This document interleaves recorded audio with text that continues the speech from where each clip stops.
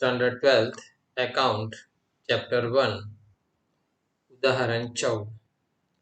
ઉદાહરણ 14 ની આપણે રકમ જોઈશું.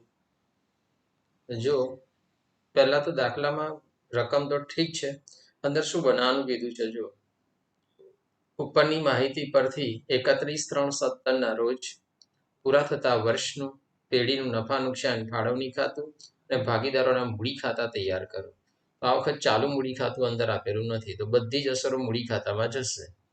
તો અહીં આગળ જો પહેલું સમર્થ અને શ્રેયની પેઢીનું 31/3/17 રોજ પૂરા થતા વર્ષનું નફા નુકસાન ફાળવણી ખાતું, ઉધાર જમા, વિગત રકમ રૂપિયા, વિગત રકમ રૂપિયા. ચલો એ જ રીતના ભાગીદારોના મૂડી ખાતા, તારીખ વિગત સક્ષમ સમર્થ શ્રેય, તારીખ વિગત સક્ષમ સમર્થ શ્રેય, ઉધાર જમા બધું આ દોરી દેવાનું આ રીતના, અને એની અંદર આપણે કિંમતો લખવાની છે. તો પાછળ ગણતરી માટેનો પેજ છે, તો ત્યાં ગણતરી કરીશું આપણે. ચાલો વાંચવાની શરૂઆત કરીએ. દાખલામાં અસરો આપવાની છે. તે સક્ષમ, સમર્થ અને શ્રેય એક પેઢીના ભાગીદારો છે. 1/4/16 રોજ તેઓની મૂડી અનુક્રમે 1,60,000 અને 40,000 હતી. બોલો મૂડી ક્યાં લખાય? તો કે મૂડી ખાતાની જમા બાજુ. તો આપણે મૂડી ખાતામાં જવાનું અને જમા બાજુ બાકી આગળ લાવ્યા 1,60,000 અને 40,000. મૂડી ખાતાની જમા બાજુ 1/4/16 મૂડી ખાતાની જમા બાજુ બાકી આગળ લાવ્યા. તો મૂડી ખાતાની જમા બાજુ બાકી આગળ લાવ્યા. તો અહીં આગળ આપી છે 1,60,000 અને 40,000. તો 1,60,000 અને 40,000, 1,60,000 અને 40,000. તો મૂડી ખાતાની જમા બાજુ બાકી આગળ લાવ્યા. ચાલો આપણે મૂડી લખી કાઢી. હવે પછી આપણે આગળ શું લખીશું તે વાંચીએ. મૂડીની એક જ અસર આવે. ભાગીદારોના શરૂઆતની મૂડી પર વાર્ષિક 8% વ્યાજ ગણવાનું છે. તો મૂડીનું વ્યાજ ક્યાં લખાય? મૂડીની નીચે આ વખત લખાય. કારણ શું? તો કે ચાલુ મૂડી ખાતા આપેલા નથી, એટલે મૂડીનું વ્યાજ મૂડીની નીચે જ લખવાનું છે. તો ક્યારે ના લખાય? ત્યારે ચાલુ મૂડી ખાતા હોય ત્યારે ના લખાય. તો અહીં તારીખ લખવાની 31/3/17. મૂડી પર વ્યાજ અહીં આગળ 8% એવું સ્પષ્ટ કીધું છે. જોઈ લો, 8% વ્યાજ ગણવાનું છે. તો 8% વ્યાજ ગણવાનું હોય તો 1,00,000ના 8% કરશો ને તો 8,000 રૂપિયા થશે. 60,000ના 8% કરશો કેલ્સી પર તો 4,800 થશે. અને 40,000ના 8% કરશો ને તો 3,200 રૂપિયા થશે. તો 1,00,000 ગુણ્યા 8% એટલે 8,000, 60,000 ગુણ્યા 8% એટલે 4,800, અને 40,000 ગુણ્યા 8% એટલે 3,200 રૂપિયા આવશે. બોલો, એક અસર જમા તો બીજી અસર ઉધાર. આ ભાગીદાર માટે મૂડીનું વ્યાજ આવક કહેવાય, એટલે અહીં જમા બાજુ લખ્યું. એના માટે સુખ કહેવાય, અને પેઢી માટે દુઃખ કહેવાય. એના માટે ખર્ચ છે, એટલે મૂડીનું વ્યાજ ફાળવણી ખાતાની ઉધાર બાજુ. અહીંયા લખું છું મૂડી પર વ્યાજ. તો આ 3 ભાગીદારના નામ લખવાના: સક્ષમ, સમર્થ અને શ્રેય. 3ના નામ લખી અને અહીં આગળ જે ફિગર છે 8,000, 4,800 અને 3,200. 8,000, 4,800 અને 3,200. પછી આ બધાનો સરવાળો બહાર કાઢવાનો છે. બહાર લખીશું પછી કે 8,000 પ્લસ 4,800 પ્લસ 3,200 તો 16,000 રૂપિયા થશે. અહીં આગળ લખી દીધું મૂડીનું વ્યાજ ફાળવણી ખાતાની ઉધાર બાજુ ખર્ચ કહેવાય, એટલે મેં ઉધાર બાજુ લખી કાઢ્યું છે. ચાલો આગળ વધીએ. મૂડી ખાતાની જમા બાજુ, અને મૂડીનું વ્યાજ મૂડીની નીચે, અને બીજી અસર ફાળવણી ખાતાની ઉધાર બાજુ. ઉપાડ પર વાર્ષિક 10% વ્યાજ વસૂલ કરવાનું છે. પણ જ્યાં સુધીનું ઉપાડ ન લખો ત્યાં સુધીનું વસૂલ કેવી રીતે કરી શકો? એટલે હું એ પહેલાં શું કામ કરું છું, બીજો મુદ્દો લખતા પહેલા અહીં આગળ નીચે છે ને આપેલું છે જુઓ, સક્ષમ અને શ્રેય 1/1/17 રોજ અનુક્રમે 5000 અને 4000નો ઉપાડ કર્યો છે. 5000 અને 4000 1/1/17 ઉપાડ ક્યાં લખાય? મૂડી ખાતાની ઉધાર બાજુ. ત્યાં લખું છું 1/1/17 ઉપાડ ખાતે જેને ઉપાડ કર્યો છે એમાં જ લખવાનું.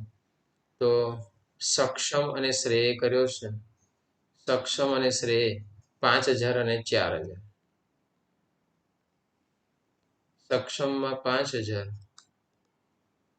અને સમર્થે નથી કર્યો, શ્રેય 4000.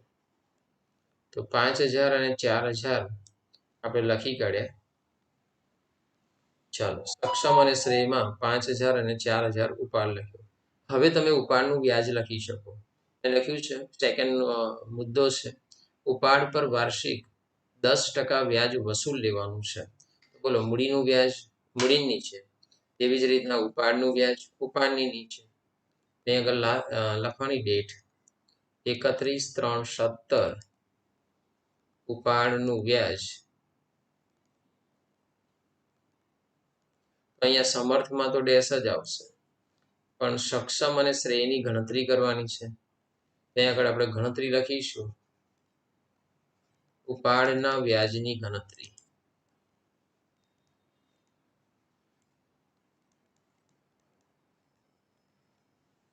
આ લોકોએ ઉપાડ કઈ તારીખે કર્યો છે? 1/1/17. 1/1/17 થી વર્ષ પૂરું થવાની ડેટ આપણી કઈ હોય? 31/3/17 લાસ્ટ ડેટ છે. તો કેટલા મહિના આપણે ઉપાડ કરીને પૈસા વાપર્યા પેઢીના?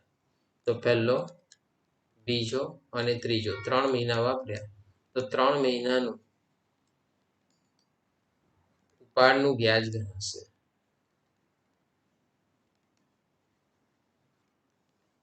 નામ લખી દો, સક્ષમ. સક્ષમે કેટલા રૂપિયાનો ઉપાડ કર્યો છે? જો 5000. અહીંયા આગળ લખી દઉં છું, સક્ષમમાં 5000. અને શ્રેય કેટલા રૂપિયા, શ્રેય કેટલો ઉપાડ કર્યો છે? શ્રેયનો બી અહીં આગળ જોઈને ઉપાડ લખી દઉં છું, 4000. બેઉની સેમ ડેટ છે એટલે એક સાથે લખી શકાય, બાકી ના લખાય. હવે ઉપાડ પર વ્યાજ કેટલા કેવી રીતે ગણવાનું છે કીધું જ છે આપણને. જો સેકન્ડ નંબરનો મુદ્દો, ઉપાડ પર વાર્ષિક 10% વ્યાજ વસૂલ કરવાનું છે. તો ઉપાડ પર 10% વ્યાજ વસૂલ કરવાનું. તો જો ટકા હોય તો છેદમાં કેટલા લખાય? 100. અને 10/100. અહીંયા બી લખવાનું 10/100. મહિના છે, કેટલા મહિનાનું વ્યાજ છે? 3 મહિના. તો 3/12. અહીંયા બી લખવાનું 3/12. તો એલસી પર ગણતરી કરી આવી. તો જો આ 100 લખવાનું છે, 10/100 છે. અહીંયા બી 10/100. ચાલો, આ 1 0, આ બીજો 0, આટલું ઉડી જાય છે. અહીં આગળ ઉપર 500 વધે છે અને આ 3 ઉપર વધે છે. તો 500 ગુણ્યા 3 કરશો તો 1500 આવશે. અને 1500ના છેદમાં અહીં કેટલા છે? 12 છે. તો 1500 ભાગ્યા 12 કરો, 125 રૂપિયા વ્યાજ આવશે.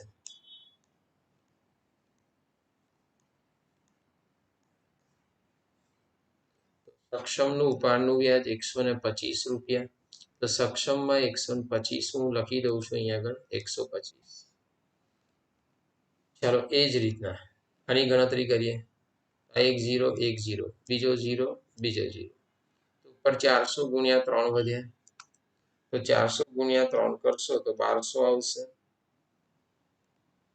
અને 1200 છેદમાં કેટલા છે? ભાગ્યા. આ કેટલા વધ્યા? 12. તો 1200 ભાગ્યા 12 કરશો તો કેટલા આવશે? 100. 100 રૂપિયા આવ્યા. તો શ્રેયનું ઉપાડનું વ્યાજ 100 રૂપિયા આવે છે. હું શ્રેયમાં 100 રૂપિયા લખી દઉં છું. ભાગીદાર માટે ઉપાડનું વ્યાજ શું કહેવાય? ખર્ચ કહેવાય. તો ખર્ચ કહેવાય એટલે ઉધાર બાજુ છે. તો પછી મને કહેશો આના માટે ખર્ચ છે, તો પેઢી માટે શું હશે તો કે આવક, તો આવક હંમેશા સુખ આપે એટલે જમા બાજુ. એક અસર ઉધાર તો બીજી અસર જમા. તો ઉપાડનું વ્યાજ આપણે અહીંયા આગળ લખી દેવાનું. ઉપાડનું વ્યાજ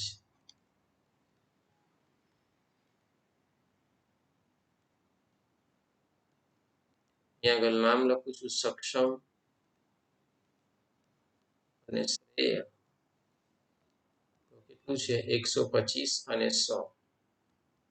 125 અને 100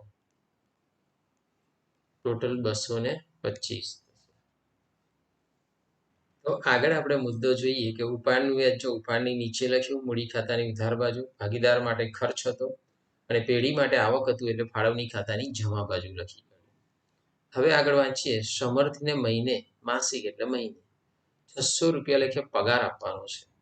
સમર્થને પગાર આપવાનો 600 રૂપિયા મહિને, 12 મહિનાનું વર્ષ હોય તો 12 ગુણ્યા 6 600 એટલે 7200 રૂપિયા આવે. સમર્થને પગાર કોણ આપે તો કે પેઢી. પેઢી જો સમર્થને પગાર આપતી હોય તો પેઢી માટે શું કહેવાય તો કે ખર્ચ. ખર્ચ પેઢી કે બાજુ લખશે નફા નુકસાન ફાળવણી ખાતાની ઉધાર બાજુ. તો કોને આપે છે સમર્થને. તો અહીં લખું છું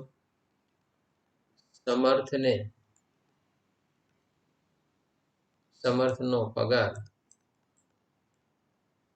મહિને 600 છે ગુણ્યા 12 કરશો તો આખા વર્ષના 7200 રૂપિયા પેઢીને ખર્ચ પડશે. પણ પેઢીમાં એક વસ્તુ નક્કી છે કે એક વ્યક્તિ માટે ખર્ચ હશે તો બીજા માટે આવક હશે. આ ખર્ચ છે પેઢી માટે તો ભાગીદાર માટે શું કહેવાશે આવક.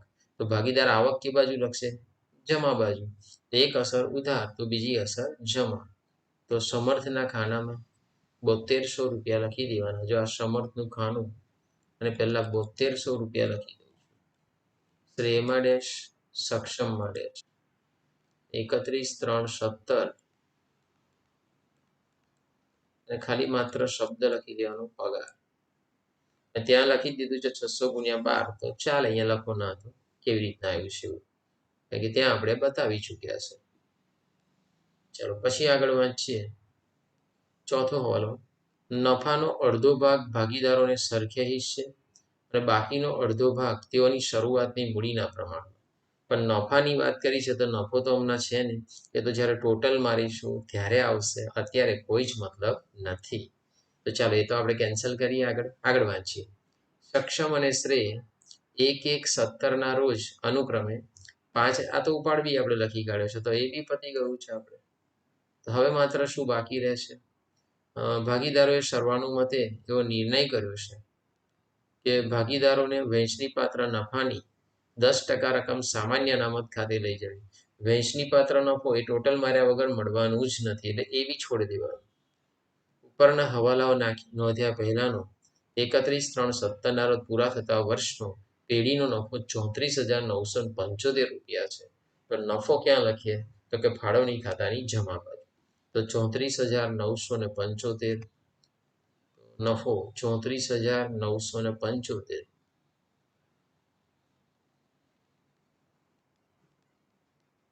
સુખ કહેવાય ને નફો થયો એ. ફાળવણી ખાતાની જમા બાજુ તો નફો 34,975. ઓલમોસ્ટ બધી અસરો આપી દીધી. ખાલી ટોટલ મારીને જે બાકી રહે છે તે તો આપણે બાકી છે. તો હવે આપણે ટોટલ મારીએ તો જોઈએ ટોટલ કઈ સાઈડનું વધારે મજબૂત થાય છે. આમે તમે જોઈ શકશો આ બાજુ 16,000 ને 7,000 સમજો ને આ 34,000 સીધું આ વધારે છે. એ ફાઇનલી તમે એટલું સમજી શકશો કે જમા સાઈડનું ટોટલ વધારે છે. તો હું પહેલું જમા સાઈડનું મારી દઉં છું. મારું છું ટોટલ. ચાલો આપણે પહેલું લખીશું કેલ્સીમાં 34,975 પ્લસ 225 તો બરાબર કરું છું તો 35,200 રકમ ટોટલ આવે છે. 35,200 35,200 ટોટલ આવ્યું જમા સાઈડનું. હવે જમા સાઈડનું 35,200 ટોટલ આવે એમાંથી માઇનસ કરવાના 16,000. આ માઇનસ કરવાના 16,000. તો 19,200 આવે અને એમાંથી પણ આ 7200 માઇનસ કરવાના તો 12,000 રૂપિયા આવે. યાદ રાખો કે અહીં લખવાના નથી, આ રફ લખું છું. 12,000 આવે. હવે આપણે દાખલામાં શું કીધું છે તે અંદર વાંચો. જો અહીં આગળ વાક્ય લખ્યું છે કે ભાગીદારોએ સરવાળો મુદ્દે નિર્ણય કર્યો કે ભાગીદારોને વહેંચણી પાત્ર નફાની 10% રકમ ક્યાં લઈ જવાની છે? સામાન્ય અનામત ખાતે લઈ જવાની છે. તો વહેંચણી પાત્ર નફાના 10% સામાન્ય અનામત ખાતે લઈ જવાનું. તો અહીં જમાથી બાજુથી ઉધાર બાજુનો સરવાળો બાદ કરો તો વહેંચણી પાત્ર નફો આવે. તો આ 12,000ના 10% કરવાના. આના 10% કીધું છે સર. એલસી પર કરો કે 12,000 ગુણ્યા 10% એટલે 1200 રૂપિયા આવશે. આ 1200 રૂપિયા તમારે ક્યાં લઈ જવાનું? તો સામાન્ય અનામત ખાતે લખેલું જ છે વાક્ય. જોઈ લો, અહીં લખ્યું છે વાક્ય ભાગીદારોને વહેંચણી પાત્ર નફાની 10% રકમ સામાન્ય અનામત ખાતે લઈ જવી. અહીં આગળ સ્પષ્ટ લખ્યું છે એટલે સામાન્ય અનામત ખાતે એવું લખી દેવાનું. સામાન્ય અનામત ખાતે 12,000ના 10%. ખ્યાલ રહે, આઈડિયા રહે એટલા માટે લખ્યું છે 12,000ના 10%. અહીં આગળ ના ખ્યાલ આવતા અહીં નીચે લખી દઉં છું. આ રકમ 12,000ના 10% છે. ચાલો હવે આપણે આ લખી કાઢ્યું તો 12,000ના 10% 1200 આવી ગયા. હવે શું આ રકમ અહીં 12,000 નહીં ખૂટ્યા. તમે 12,000 માંથી પેલા 1200 માઇનસ કરી દેશો તો 10,800 ખૂટશે. પણ કોઈ કહેશે મને નથી ખબર પડી, તો હું 12,000 પહેલા ભૂસી નાખું છું. 12,000 કેમ લખ્યા હતા? સામાન્ય અનામત લાવવા માટે. જમાશયનું ટોટલ 35,200 હતું, એમાંથી 16,000 અને 7200 માઇનસ કર્યા તો 12,000 આવ્યા હતા. 12,000ના 10% કરશો તો 1200 રૂપિયા સામાન્ય અનામત ખાતે લઈ જવાના છે. હવે 12,000 નફો હતો, એમાંથી 1200 રૂપિયા તો સામાન્ય અનામત ખાતે લઈ જવાના. તો હવે વધશે કેટલો? તો કે 12,000 માંથી 1200 માઇનસ કરું તો 10,800 આવે. કોઈ ના સમજ પડે તો ફરી શું કરવાનું? 35,200 લખી નાખવાનું. 35,200 લખી નાખવાનું. પછી 35,200 માંથી ફરી આ 3 વખત શું કરી નાખો? આમ તો મજૂરી જ છે, પણ છતાંય કોઈ ના ખ્યાલ આવે તો એવું કરી શકો. 16,000 માઇનસ કરવાના, 7200 માઇનસ કરવાના અને 1200 માઇનસ કરવાના. 10,800 જ આવશે. 10,800 એને કહેવાય વહેંચણી પાત્ર નફો. અહીંયા આગળ લખી દઉં છું વહેંચણી પાત્ર નફો. ભાગીદારોના મૂડી ખાતે લઈ જવાની. હવે પ્રમાણ તો અંદર બધું અલગ અલગ કીધું છે. 3 ભાગીદાર છે તો 3 આપવાનું. પહેલું નામ લખવાનું સક્ષમ, બીજું સમર્થ અને ત્રીજું શ્રેય. 10,800 રૂપિયાને આપણે વહેંચવાના છે, તેની વહેંચણી કરવાની છે અને બહુ જ ધ્યાનથી વ્યવસ્થિત કરવાની છે. તો 10,800 રૂપિયાને વહેંચવાના છે. નફો 10,800 રૂપિયા છે. નફાને શું કીધું છે કે અડધો નફો સરખા ભાગે અને અડધો નફો મૂડીના પ્રમાણમાં. તમે જોઈ શકો એ વાક્ય લખ્યું છે. જે ચોથા નંબરના મુદ્દામાં આપણને એવું લખ્યું છે કે નફાનો અડધો ભાગ ભાગીદારોને સરખે હિસ્સે અને બાકીનો અડધો ભાગ શરૂઆતની મૂડીના પ્રમાણમાં, એવું આપણને કીધું છે. તો ભાગીદારોનો અડધો હિસ્સો અને અડધો હિસ્સો જોઈએ, અડધો અડધો કરીએ તો 10,800 છે. એમાં લખ્યું છે કે અડધો ભાગ સરખા હિસ્સે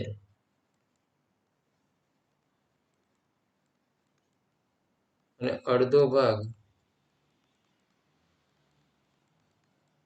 મૂડીના પ્રમાણમાં.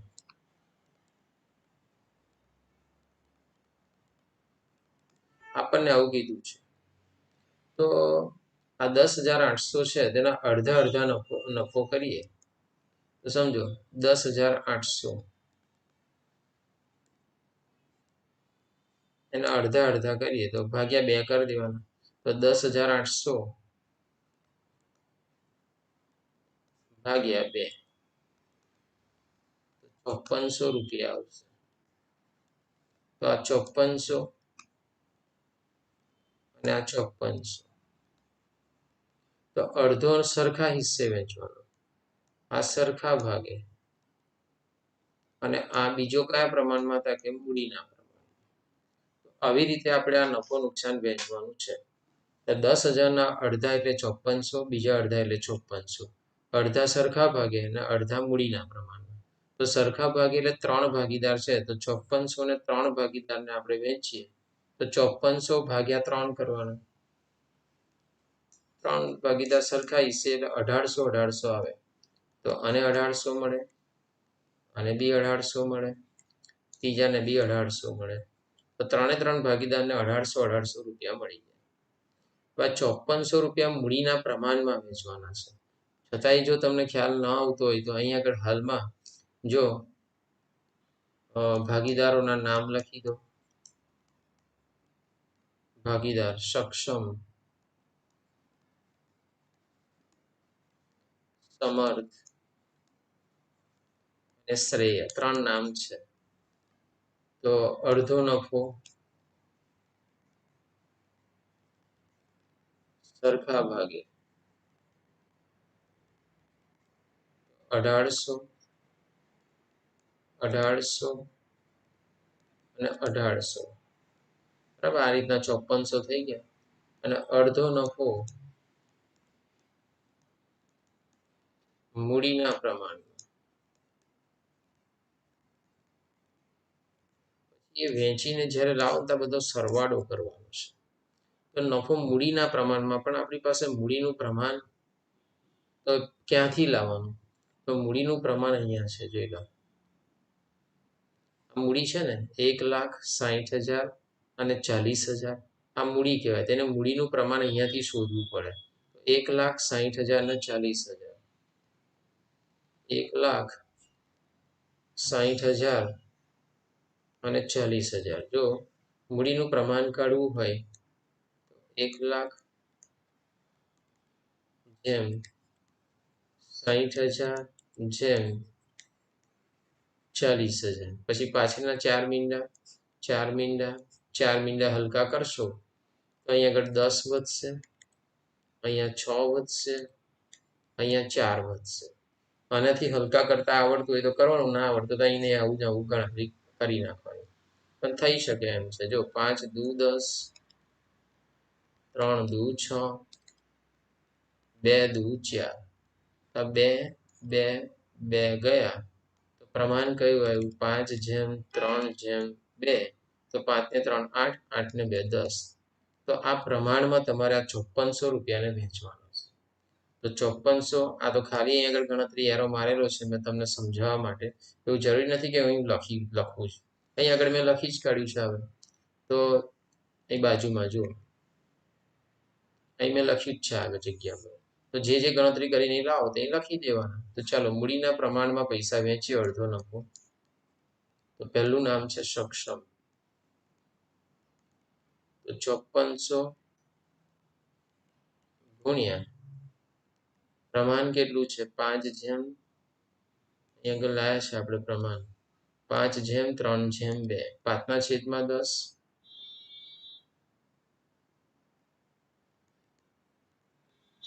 તો 0 0 જાય. તો 5400 ગુણ્યા 5/10. તો 2700. સક્ષમ, પછી સમર્થ. 5400 ગુણ્યા, પછી બીજું પ્રમાણ તમે અહીં જોઈ શકો. જો 3/10 છે, અહીં આગળ 3/10 લખું છું. તો 5400 નહીં, સોરી, 540 ગુણ્યા 3, 1620 રૂપિયા આવે છે.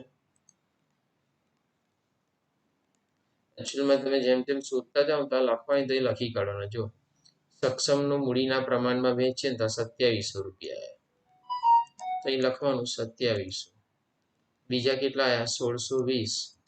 એ 1620 લખી દેવાના. સક્ષમ, સમર્થ અને શ્રેયના શોધવાના. તો 5400 ગુણ્યા એનું પ્રમાણ કયું છે? 5:3:2 લાયા હતા. 5:3:2 છે. 2/10 હતા. તો અહીંયા 2/10 હું 10 લખી દઉં છું. આ 0 0 જતા રહે. 540 ગુણ્યા 2 કરી દઉં. 1080 આવશે. અહીંયા આગળ 1080 લખી દઉં છું.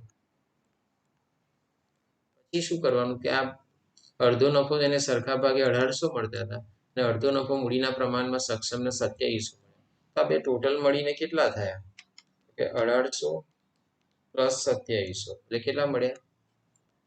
4500 રૂપિયા સક્ષમને મળ્યા. તો આ જ 4500 અહીં લખી દેવાના. જો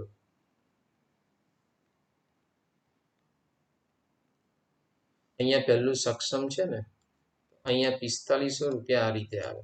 10,800 બી બે ભાગ પડ્યા, 5400 અને 5400 ને પછી ડિવાઇડેશન કર્યું, વિભાજન કર્યું. તમે આ ના કરશો ને તોય ચાલશે.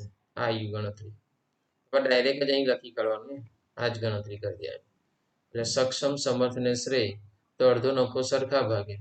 તો 3 વડે ક્યાલસી પરત ભાગી દેવાનું. તો 1800 આવી જશે. પછી આગલું મૂડીનું પ્રમાણ કરી દેવાનું અને પછી આ પ્રમાણમાં વેચીને અહીં લખી કાઢવાના. 2700, 1620 અને 1080. ચાલો પછી આ બેનો સરવાળો કરી દેવાનો.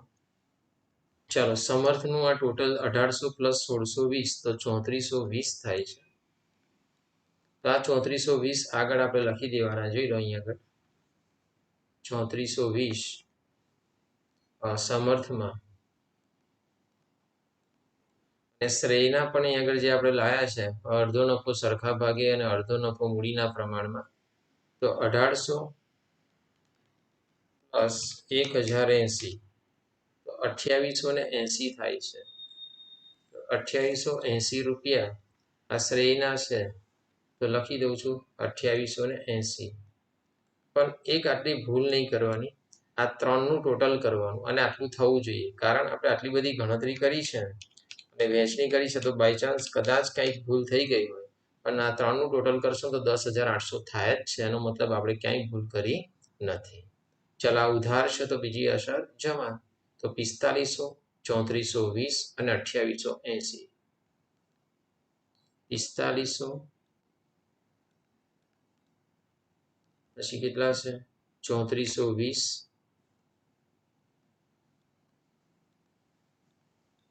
અને 2880. આ 3 છે, જોઈ લો 2880.